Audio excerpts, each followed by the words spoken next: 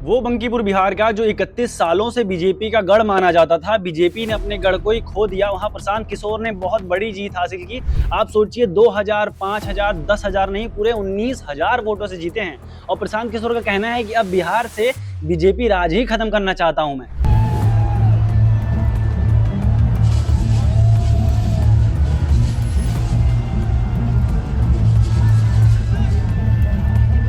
चलिए समझते हैं कहां से कितनी जीत हासिल हुई, बीजेपी को किसको हराया गया, कौन जीता, ये बिहार की राजनीति में अब क्या ही खेला हो रहा है।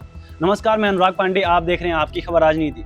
आपको बता दें, बिहार की राजनीति में एक अलग मोड़ आ गया है। वो प्रशांत किशोर जो जन स्वराज पार्टी के संस्थापक भी हैं, फाउंडर कहे जाते हैं, सबसे स्मार्ट माइंडेड कहे जाते हैं, उन्होंने बीजेपी के गढ़ में 31 सालों से जहां बीजेपी का गढ़ माना जाता था, वहां घुस के बीजेपी कैंडिडेट को सोचिए कितने वोटों से हरा दिया। 100, 200, 1000, 5000, 10,000, 19,000 वोटों से हरा दिया। 19,000 वोट इनको ज्यादा मिले थे। आप सोचिए इतने बड़े आंकड़े से बीजेपी को इन्होंने हराया है। अब इनका ये कहना है कि बीजेपी कहती थी कि हम किसी को भी अपने सीट पे लड़वा दें, कुत्ता बिल्ली जानवर, हमारी ही सीट जीतती है, उसको इन्होंने गलत साबित कर दिया। प्रशांत किशोर का कहना है कि मैं एक ऐसा नेता हूं जो जनता के बीच जाके जनता से आशीर्वाद प्राप्त करता हूं, जनता का भरोसा जीतता हूं। एक ऐसा नेता नहीं हूं जो बहुत दूर गद्दी पे बैठा हूं और ये कह देता हूं कि कुत्ता बिल्ली बैठा दूंगा, जीत जाएगा। वहीं अब सबसे बड़ी खबर यह है कि जो बीजेपी के अध्यक्ष है नितिन नवीन ने इस जो चुनाव में रिजल्ट आया है इसका स्वागत किया है। उनका कहना है, मैं अपने सभी कार्यकर्ताओं को, सभी समर्थकों को धन्यवाद कहना चाहता हूं। जो भी रिजल्ट आया है उसका,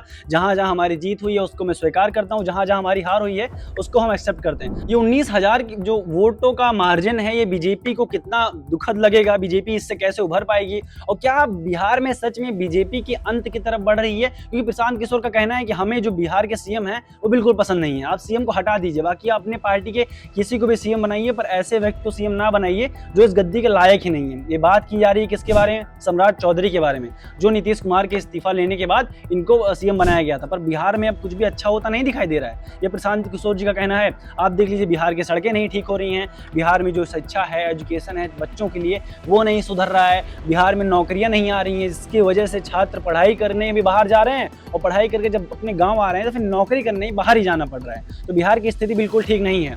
प्रशांत किशोर का कहना है कि मैं बंकीपुर से जीत गया हूं, तो ऐसा नहीं है कि पूरी बिहार अब लंदन बन जाएगा या विदेश बन जाएगा, पर बिहार में सुधार आना यहीं से शुरू होगा।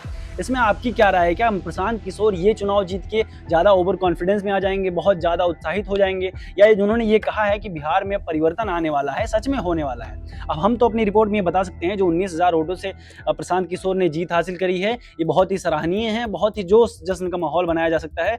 पर सवाल ये भी है, क्या इनके यहाँ से चुनाव जीतने के बाद अब ये जब वहाँ विधायक बन गए हैं तो क्या अपने एरिया से सुधार शुरू करेंगे, वहाँ पे चेंजेस, वहाँ डेवलपमेंट आना शुरू होगा, तब जाके पूरे बिहार की तरफ रुख किया जाएगा? और क्या जन स्वराज पार्टी जो है वो बिहार की सबसे उभरती हुई पार्टी बनकर नजर आएगी? इसमें आपकी क्या राय है? आप कमेंट करके जरूर बताइएगा। बाकी बने रहिए आपकी खबर राजनीति के साथ।